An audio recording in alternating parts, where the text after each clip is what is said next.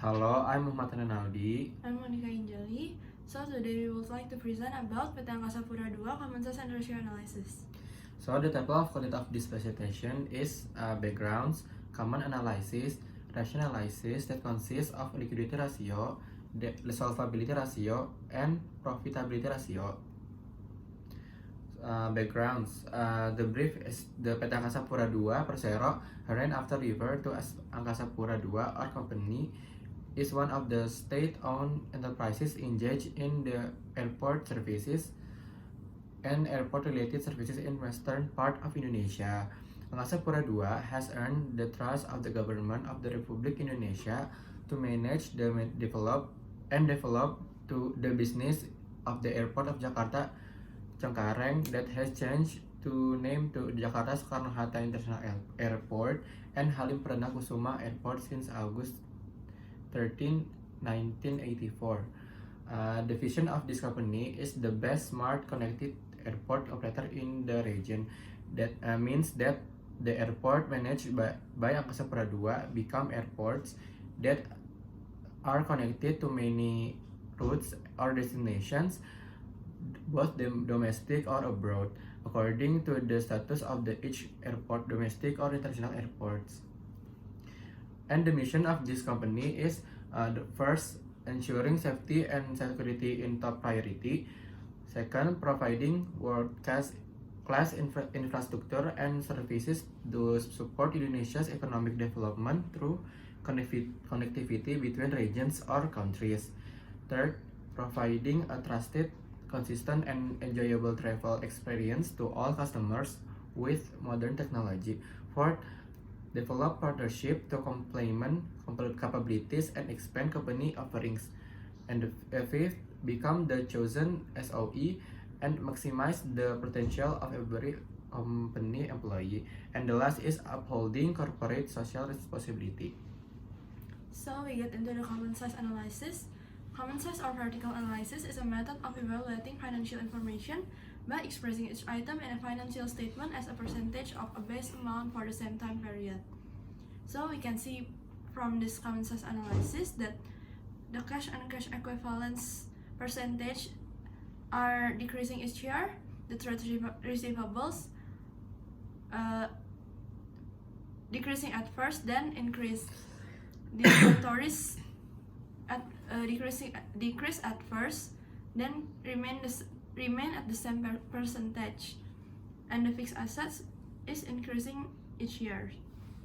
So we can conclude that each year PT Angkasa Pura II increase their investment in fixed assets rather than keep their assets in cash or cash equivalents.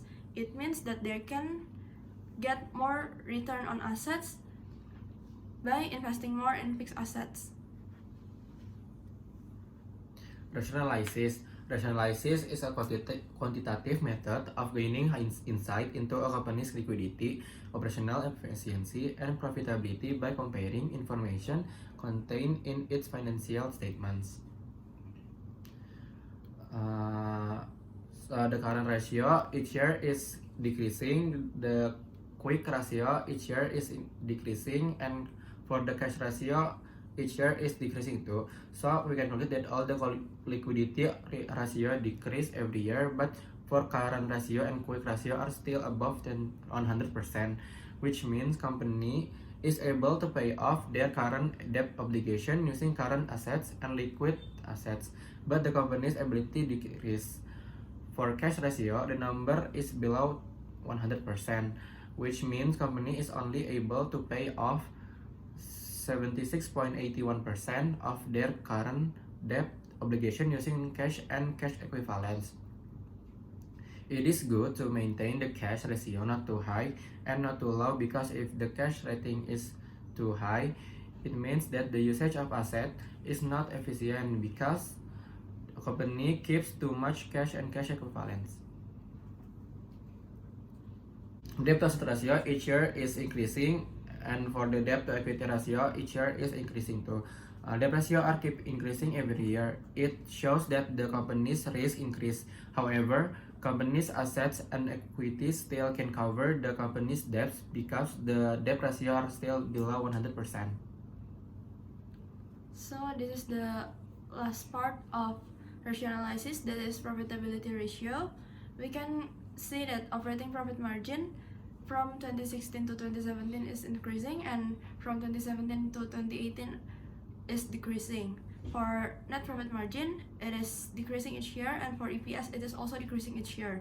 So we can conclude that the number of operating profit margin increases, then decreases around 30 to 40%. Net profit margin decreases every year but still positive.